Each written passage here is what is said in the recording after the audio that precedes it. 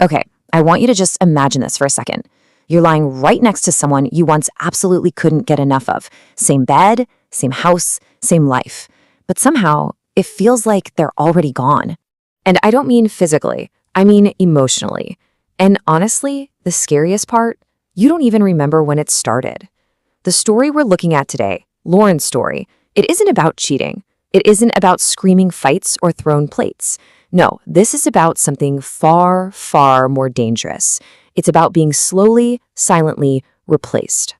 See, Lauren used to be this confident, warm person, the kind of woman people really admired. And her husband, Jake, oh, he adored her. He'd text her in the middle of the day just to say he missed her. He'd bring home her favorite coffee without even asking. He'd look at her like she was literally the best thing that ever happened to him. And she fully believed that would never change. But then life happened, right? Work got really busy, stress built up. And slowly, without even realizing it, Lauren just stopped showing up the same way. Jake would try to talk about his day and she'd just scroll her phone and mumble, "Yeah, that's crazy." He'd try to hug her in the kitchen and she'd brush him off with, "Not now, I'm tired."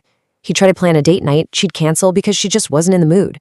There was nothing dramatic about it, nothing toxic, just distance. And here is the really dangerous part, the exact trap she fell into. She actually thought it was normal. She kept telling herself, well, this is just what happens in long-term relationships. But Jake, he felt every single moment of it. Now, at first, Jake actually tried harder. He put in more effort, more patience, more understanding. Then, when that didn't work, he gave her space. He supported her through her stress, telling himself she was just going through a tough phase.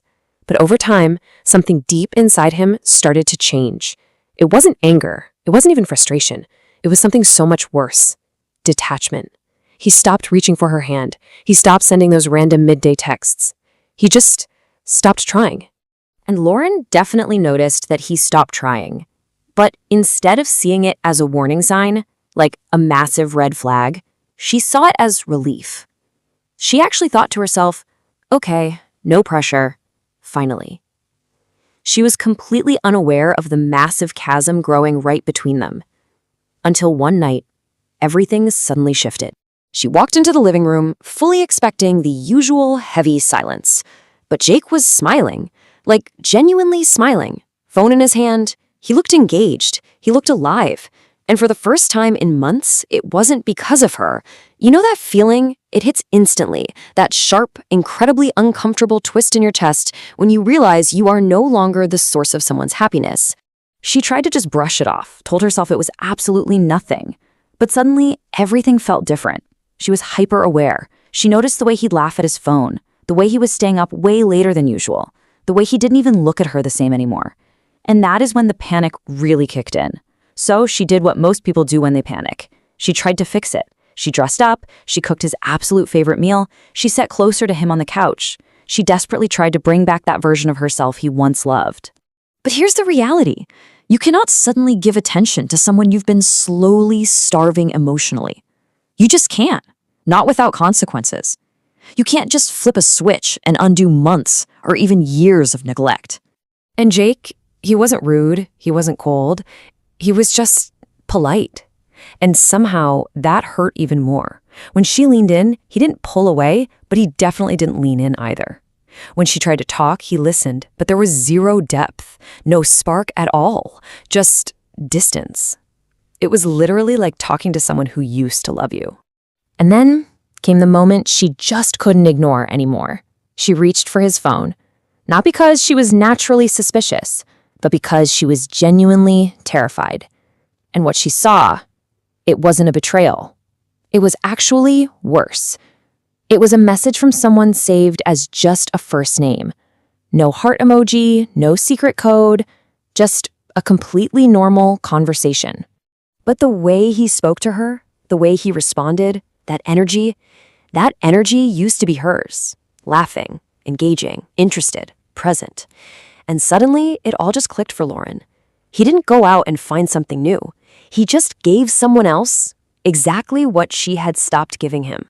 When she finally confronted him about it, there was no explosion. There was no denial, no screaming drama, just a really heavy silence. And then he looked at her and said something that hit harder than absolutely anything else. I didn't replace you. you just slowly disappeared.